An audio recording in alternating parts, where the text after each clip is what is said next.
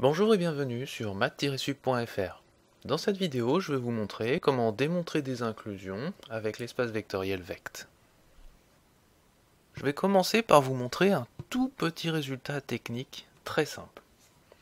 Prenons E, un K-espace vectoriel. Alors je vous rappelle que pour moi, K désignera toujours soit R, soit C. Et puis si vous n'avez pas vu les complexes, vous ne travaillerez qu'avec R. Prenons n vecteurs de E, U1, U2, UN, n vecteurs de E. Nous savons que vect de U1UN est un sous-espace vectoriel de E. Oui, mais un sous-espace vectoriel, c'est forcément un sous-ensemble de E. Autrement dit, on a automatiquement l'inclusion vect de U1UN inclus dans E. Alors je vais mettre ça sous forme de lemme. Lemme. Le lemme dit quoi? Si on prend E, un K-espace vectoriel, et si on prend n vecteurs de E, alors on a automatiquement que vect de U1 UN est inclus dans E. Et c'est ce petit résultat tout bête qui va nous servir tout au long de la vidéo. Là, on considère pour E l'ensemble des polynômes réels tels que P de 1 est égal à 0, c'est-à-dire des polynômes qui s'annulent en 1. Et on nous demande de montrer que vect de x-1, x carré plus x-2 est un sous-ensemble de E. Donc là, évidemment, on va appliquer notre lemme. Mais pour appliquer notre lemme, il faut vérifier les deux choses suivantes. D'une part, que l'espace E est un espace vectoriel, et d'autre part, que chacun des éléments U1, UN est un élément de E. C'est-à-dire qu'il faudra montrer que ces deux choses-là sont dans E. Alors, commençons par montrer que E est effectivement un espace vectoriel. Pour montrer qu'un objet comme ça est un espace vectoriel, il suffit de montrer que c'est un sous-espace vectoriel, puisqu'un sous-espace vectoriel est un espace vectoriel. Première étape, E est un sous-EV de, alors ici c'est R de X, et je vais le démontrer en utilisant la caractérisation des sous-espaces vectoriels.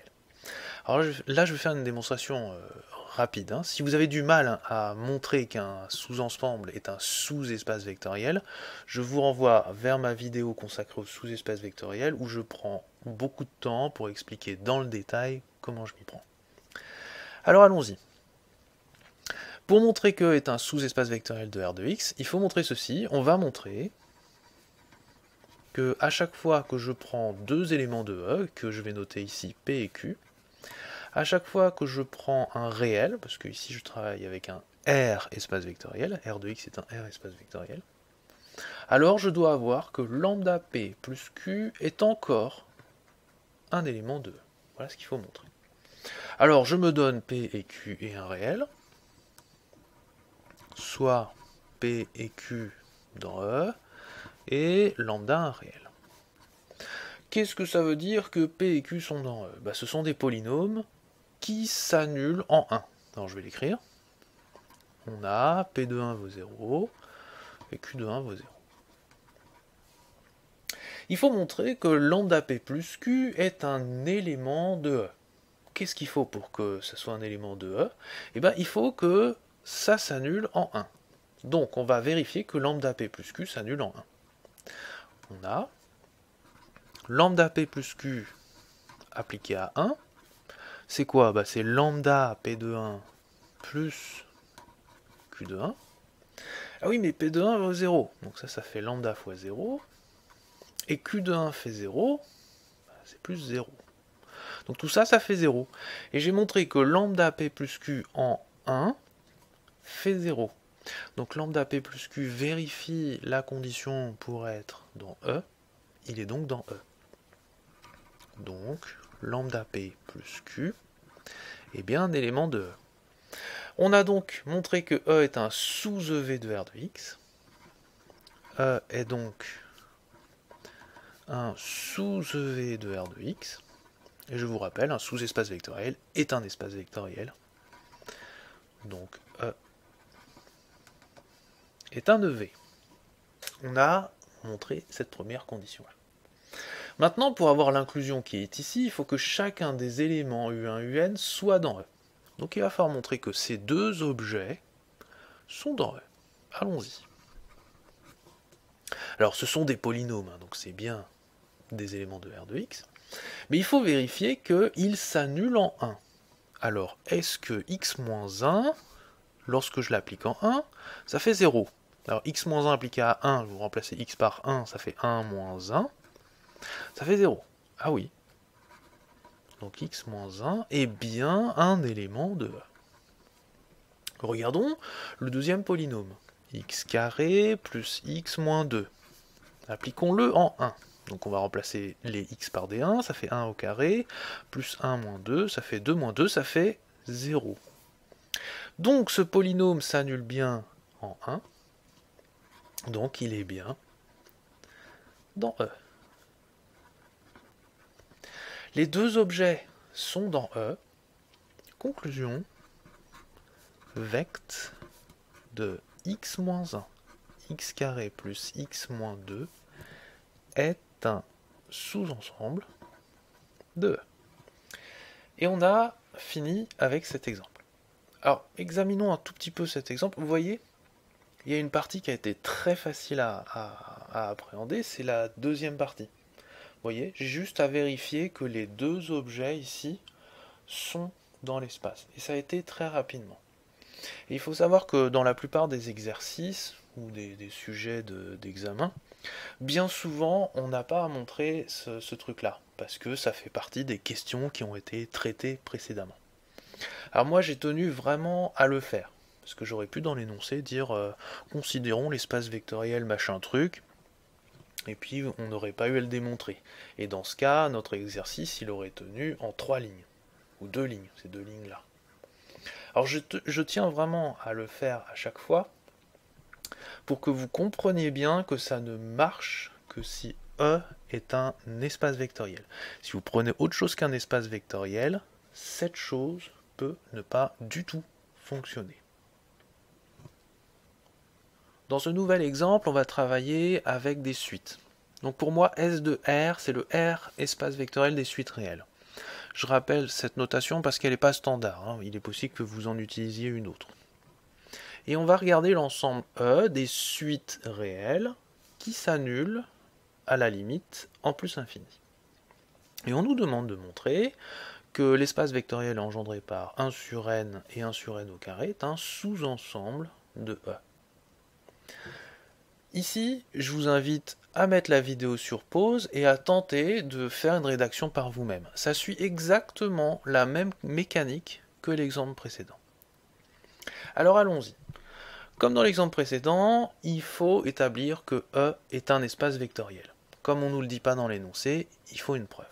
Pour ce faire, je vais montrer que E est un sous-espace vectoriel de S de R. Donc E sous EV de S de R. Donc j'utilise la caractérisation des sous-espaces vectoriels. On veut montrer que à chaque fois que je prends deux suites, UN et VN, qui sont dans E, et à chaque fois que je prends, alors ici je travaille sur un R espace vectoriel, donc à chaque fois que je prends un réel, la suite lambda UN plus Vn est encore un élément de E.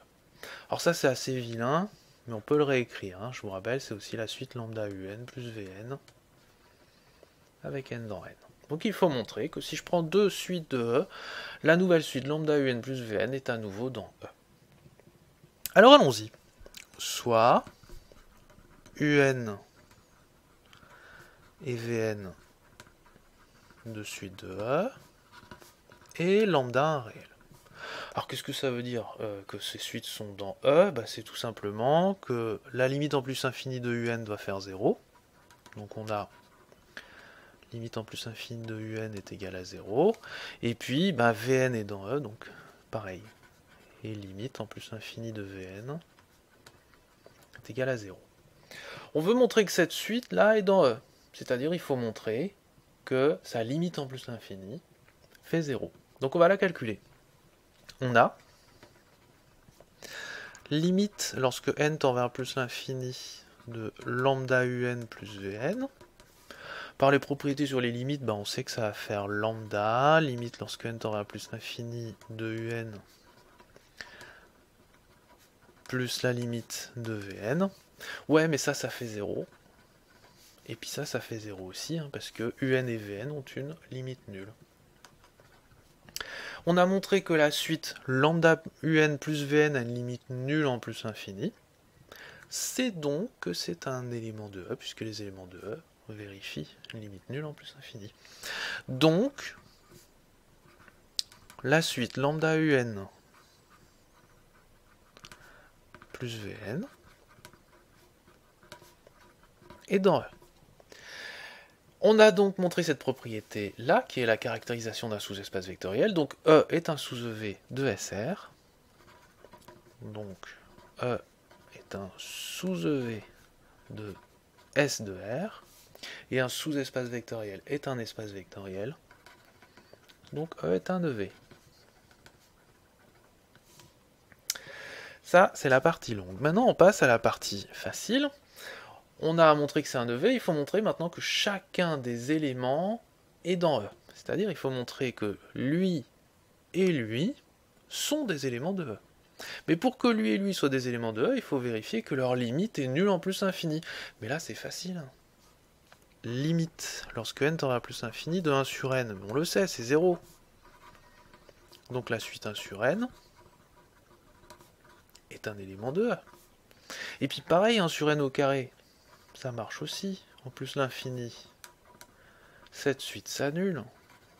Donc 1 sur n, la suite 1 sur n au carré est un élément de E. Les deux objets qui sont ici sont des éléments de E. Par notre lemme technique, vect de la suite 1 sur n et de la suite 1 sur n au carré est un sous-ensemble de E. Dans cet exemple, nous allons travailler dans R3, c'est-à-dire que les vecteurs seront des triplets de réels. Donc, vous voyez, ça sera ces objets-là. Et on nous demande de démontrer l'inclusion entre ces deux vects. Ici, ce qui va jouer le rôle de E, le E de notre théorie, ça sera vect de 1, 1, 1, 1, 1, 0 et 1, 0, 0. Est-ce que cet espace-là est un espace vectoriel? La réponse est oui, elle est immédiate, parce qu'on sait qu'un vect est toujours un sous-espace vectoriel, ici de R3, et un sous-espace vectoriel est un espace vectoriel. Donc il n'y a rien à démontrer, c'est un résultat de cours finalement. On va dire ceci, vect est un EV, d'après le cours. Donc, vect de 1, 1, 1, 1, 1, 0, 1, 0, 0 est un EV. Maintenant, il faut montrer l'inclusion. Donc il faut montrer que chacun des éléments qui est dans le vect à gauche sont dans l'ensemble qui est à droite. Donc il faut montrer que 3, 2, 1 et 3, 3, 2 appartiennent à ce vect-là. Allons-y. Montrons que 3, 2, 1 appartient à vect de 1, 1, 1, 1, 1, 0, 1, 0, 0. Alors là, je vais faire une rédaction qui correspondrait à un étudiant qui n'a aucune expérience en algèbre linéaire et qui est un petit peu perdu. Donc je vais y aller pas à pas. Puis après, je vais vous montrer qu'on peut aller beaucoup plus vite quand on a un petit peu de bouteille. Quand on a un peu d'expérience, on peut voir très vite les choses et la rédaction peut être très courte. Alors allons-y. Nous tombons là-dessus, nous sommes un étudiant et puis on ne connaît pas bien ces objets-là, on ne sait pas comment montrer ça. Alors quand on n'y arrive pas, on revient aux définitions. C'est quoi ça en fait? finalement? C'est quoi ce vect de machin truc? On reprend la définition et on sait que c'est l'ensemble des vecteurs qui s'écrivent comme un nombre fois lui, plus un nombre fois lui, plus un nombre fois lui. Donc ce truc-là, c'est l'ensemble des vecteurs qui s'écrivent comme lambda 1, 1, 1, 1, plus lambda 2, 1, 1, 0, plus lambda 3, 1, 0, 0, où lambda 1, lambda 2 et lambda 3 sont des nombres. Alors ici on travaille avec un R espace vectoriel, donc ce sera des réels. Il faut donc montrer que 3, 2, 1 appartient à cet ensemble-là. C'est-à-dire que 3, 2, 1 peut s'écrire comme un nombre fois 1, plus un nombre fois 1, 1, 0, plus un nombre fois 1, 0, 0. Alors quand on est là, on se dit, ah bon, on peut écrire 3, 2, 1 comme ça. Est-ce que c'est si évident? Quand on a un étudiant et qu'on découvre ça, on se dit, bon, on voit pas trop. Alors qu'est-ce qu'on va faire? Eh bien, on va prendre un brouillon, et on va essayer d'écrire ce vecteur sous cette forme pour deviner quels sont les nombres que l'on peut mettre ici pour que ça fasse ça. Prenons un brouillon donc. Et on regarde le vecteur 3, 2, 1. Et on va tenter de l'écrire comme lambda 1, 1, 1, 1, plus lambda 2, 1, 1, 0, plus lambda 3, 1, 0, 0. On met ici. Bon là, il va falloir transformer un petit peu le problème, parce que c'est pas évident de se trouver ces lambda. Ça s'écrit aussi comment? Comme lambda 1, lambda 1, lambda 1, plus lambda 2, lambda 2, 0, plus lambda 3, 0, 0. Et puis ces choses-là, je peux les regrouper. La première coordonnée, ça sera lambda 1 plus lambda 2 plus lambda 3.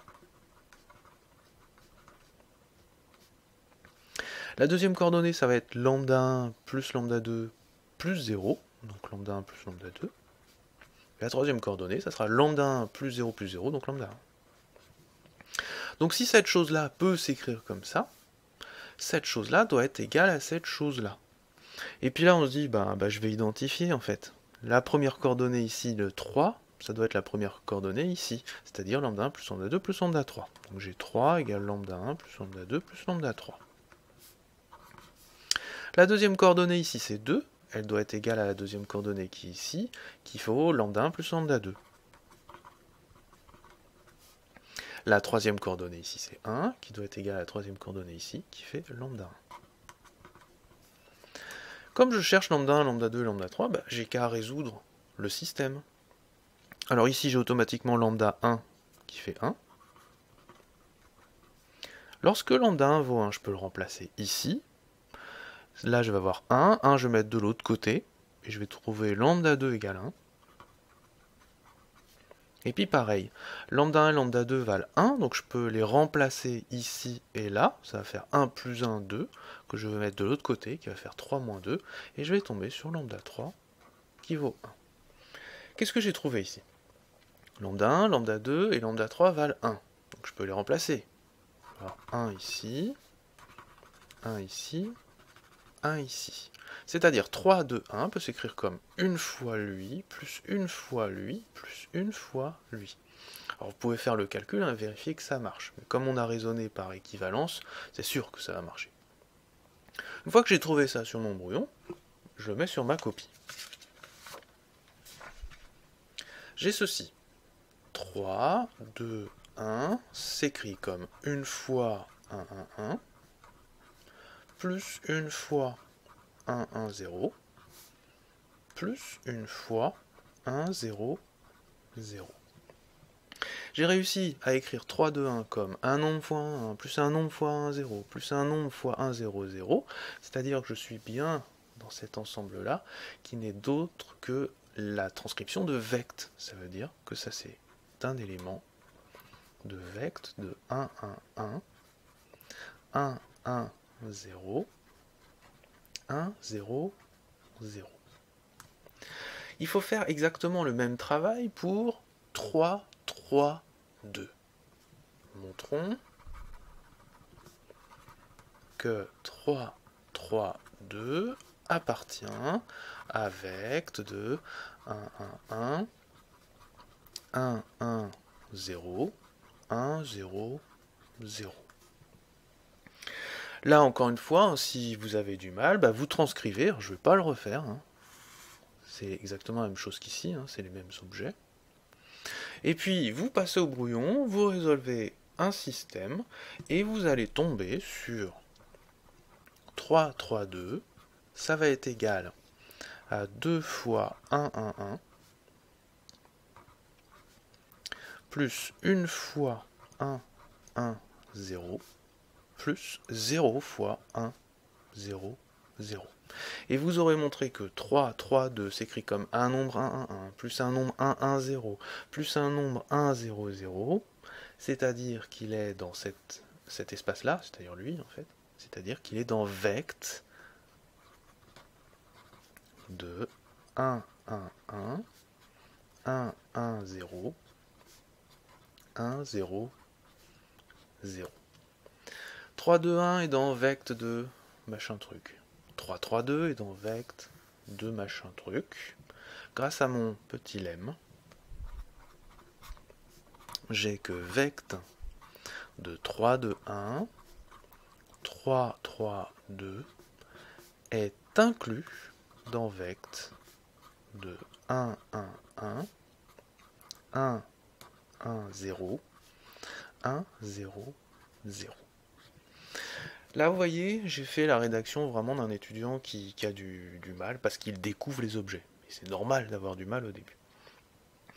Mais après, quand on a un peu plus de bouteilles, on va un peu plus vite. Ça, on l'écrit plus. On se dit, bon, il va falloir que j'écrive 3, 2, 1 comme un nombre fois lui, plus un nombre fois lui, plus un nombre fois lui. Et puis si on ne voit pas, on passe au brouillon. Puis pareil pour l'autre. 3, 3, 2, il faut que j'essaye de l'écrire comme un nombre fois lui, plus un nombre fois lui, plus un nombre fois lui. Et j'écris pas tout ce truc-là. Et quand on a encore un peu plus de bouteilles, les nombres, on arrive à les deviner. Regardez ici. 3, 2, 1. J'aurais pu le deviner finalement en additionnant ces trois objets. Vous voyez? C'est exactement ça. Et ici, pareil, 3, 3, 2. En réfléchissant un petit peu, j'aurais pu aussi deviner que ça faisait 2 fois 1, 1, 1, plus 1 fois 1, 1, 0. C'est pas très dur à le deviner, ça. Et j'aurais trouvé tout de suite que 3, 3, 2 s'écrit comme un nombre fois lui, plus un nombre fois lui, etc., etc. Alors je vous invite à faire la chose suivante. Au début, vous allez être obligé de faire des rédactions un peu longues. Puis, à la fin de chaque rédaction, dites-vous, mais est-ce que j'aurais pas pu deviner? Et puis petit à petit, à force de faire ce travail, vous allez deviner par vous-même les bonnes idées. Alors maintenant, je vais vous donner un autre exemple, où cette fois-ci, on va le faire vraiment en devinant. Et vous allez voir que quand on devine, ça va beaucoup plus vite que de passer au brouillon, de faire la transcription, etc. Alors pour ce dernier exemple, cette fois-ci je vais travailler dans R4, et puis je vais montrer cette inclusion entre deux vects. L'espace de gauche, je vais l'appeler E. Je ne le recopierai pas systématiquement parce que c'est quand même un petit peu long à écrire. Donc toujours la même chose, on veut montrer l'inclusion, donc il faut que le terme qui est ici soit un espace vectoriel, mais vect est toujours un espace vectoriel, donc ce E là est un espace vectoriel. Donc vect est un EV. Donc E est un EV.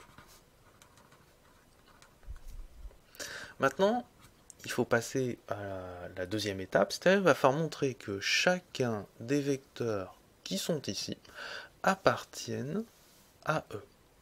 Et là, je vais vous faire une rédaction rapide, c'est-à-dire une rédaction que pourrait faire un étudiant quand il a un peu plus de bouteilles. On veut montrer que 1, 1, 1, 1 est dans cet espace. Être dans cet espace, c'est-à-dire qu'on doit pouvoir l'écrire comme un nombre fois lui, plus un nombre fois lui, plus un nombre fois lui. Alors quand on regarde 10 secondes, si on additionne ces deux vecteurs-là, on se rend compte que ça fait 1, 1, 1, 1. Et donc, voilà, on a réussi. On a écrit que 1, 1, 1, 1, c'est égal à une fois le premier vecteur, plus une fois le second vecteur, plus, celui-ci on s'en est pas servi, donc plus 0 fois le troisième vecteur. 1, 1, 1, 1 s'écrit comme un nombre fois lui, plus un nombre fois lui, plus un nombre fois lui, ça veut dire qu'il est dans vect de ces choses-là. Donc il appartient, donc je l'ai appelé E, hein, ce vect. On continue, on essaye d'écrire 2, 2, 1, 1 à l'aide de ces gens-là. Alors quand on regarde 10 secondes, quand on additionne les 3 vecteurs qui sont ici, regardez ce qui va se passer, ça va faire pour la première coordonnée 1 plus 0 plus 1, ça va faire 2. Ensuite, quand on additionne les deuxièmes coordonnées, 0 plus 1 plus 1, ça va faire 2 aussi. Ensuite, quand on additionne les troisièmes coordonnées, 0 plus 1 plus 0, ça va faire 1. Et quand on additionne les quatrièmes coordonnées, 1 plus 0 plus 0, ça va faire 1. Autrement dit, ce vecteur-là, c'est la somme de ces 3 vecteurs. Et bien, on a gagné à nouveau. On va écrire 2, 2, 1, 1. C'est égal à une fois le premier vecteur, plus une fois le second vecteur, plus une fois le dernier vecteur. Donc 2, 2, 1, 1, c'est écrit comme un nom fois lui, plus un nom fois lui, plus un nom fois lui. Il est donc dans ce vecteur-là, il appartient à E. On continue pour le dernier. Essayons de deviner. Alors quand on voit un petit peu, là il y a du 1, 1, ça ressemble pas mal à lui. Aux extrémités, on pourrait mettre 3 fois lui et 3 fois lui. Bah c'est bon. 3, 1, 1, 3, c'est en fait 3 fois le premier vecteur, plus une fois le second vecteur. Et le dernier, 0 fois. 1, 1, 0, 0. C'est encore que 3, 1, 1, 3 s'écrit comme un nom fois lui, plus un nom fois lui, plus un nom fois lui, c'est-à-dire qu'il est dans ce vecteur-là, il est donc dans E. Donc ces 3 vecteurs sont dans cet espace-là. Donc vect de ces 3 vecteurs est inclus dans celui-ci. Conclusion, vect de 1, 1, 1, 1, 2, 2, 1, 1, 3, 1, 1, 3 est inclus dans E. Alors, je vous ai montré un petit peu, vous voyez, on peut deviner les choses. Enfin, je vous le dis, j'ai quand même moi-même créé l'exercice, donc c'était plus facile pour moi de trouver la solution. Il vous faudra peut-être un petit peu plus de temps. Mais avec un petit peu de bouteille, on finit par avoir des idées, en additionnant des gens, en les multipliant astucieusement. Et puis, si vous n'y arrivez pas, ne vous inquiétez pas, vous pouvez toujours poser le système, et ça marche les doigts dans le nez. Faisons le tour de ce qu'on a vu dans cette vidéo. D'abord, on a vu un résultat technique qui dit que si vous prenez un espace vectoriel E et n vecteurs de E, alors le vect de ces vecteurs est automatiquement inclus dans E. Alors bien souvent dans les bouquins, soit c'est pas du tout mentionné, et pourtant c'est utilisé dans les exercices, soit on vous le mentionne et on vous dit que c'est trivial. Alors moi quand j'étais étudiant, quand je voyais une démonstration 2 points trivial, ça me bloquait complètement. Et donc ici, j'ai fait l'effort de vous donner la démonstration, qui est effectivement très simple. Hein. Elle consiste à dire vec de U1UN est un sous-espace vectoriel de E, donc est automatiquement un sous-ensemble de E. Ensuite, on a vu 4 exemples. Les 2 premiers exemples, eh bien, on voyait que d'abord il fallait montrer que E est un espace vectoriel, mais sachez que dans les exercices, la plupart du temps, soit c'est admis, c'est-à-dire on admettra que E est un espace vectoriel, montrer que, soit ça découle de questions précédentes. On vous aura fait montrer la chose avant, et puis après, il faudra se concentrer sur montrer que U1UN est dans E. Et bien souvent, montrer que U1UN est dans E, bah c'est assez simple, il faut vérifier quelques propriétés, ça se fait très rapidement. Enfin, on a vu 2 derniers exemples qui consistaient à montrer des inclusions entre vects. Et puis si vous observez bien ces 2 derniers exemples, vous verrez que tout se joue sur ceci. Alors j'ai traité ces 2 situations de 2 manières différentes. La première manière, c'est celle d'un étudiant qui découvre tout, un étudiant débutant. Et la deuxième manière, c'est l'étudiant qui a de la bouteille. Il faudrait que vous arriviez à cette deuxième manière de faire. Alors il y a 2 choses à bien cibler. D'une part, bien avoir en tête ce que ça veut dire vec de U1UN. Vec de U1UN, ça veut dire c'est l'ensemble des éléments qui s'écrivent comme un nombre U1 plus un nombre U2 plus un nombre UN. Donc U appartient à vec de U1 UN, ça veut dire que U peut s'écrire comme nombre U1 plus nombre U2 plus nombre UN. Si vous bloquez encore là-dessus, hein, faites comme dans le premier exemple, vous mettez la définition, vous mettez égal, accolade, etc., etc. Ça va vous aider. Mais petit à petit, il faudra essayer de s'en défaire pour gagner du temps. Ensuite, ce qui m'a fait gagner du temps dans la deuxième rédaction, c'est les bidouillages. J'ai tenté, en bidouillant ces trucs-là, d'écrire U à l'aide de ces gens-là. C'est pas évident au début, hein. Ça demande du temps à acquérir. Alors, mon conseil de méthodologie, c'est que essayez de bidouiller. Si vous n'arrivez pas à le faire par bidouille, vous posez le système, vous le résolvez. Si les solutions sont compliquées, bah vous dites ok, j'aurais pas pu deviner. Si elles sont simples, revenez en arrière et dites-vous ah mais oui, j'aurais pu le deviner en faisant ci ou cela. Et en faisant ce travail-là, bah, votre cerveau il va faire des connexions entre ces neurones. Et puis à l'avenir, à force de travailler, il va finir par s'en souvenir de ces idées toutes bêtes. Et puis, vous allez forger ce qu'on appelle une intuition mathématique. Une intuition mathématique, c'est pas un truc qui tombe du ciel, c'est vraiment quelque chose qui se travaille. Et puis petit à petit, bah, vous deviendrez soit un bon mathématicien, soit une bonne mathématicienne. Voilà, j'espère que cette vidéo vous aura bien aidé pour comprendre cette technique. Et puis je vous dis à bientôt pour la suite.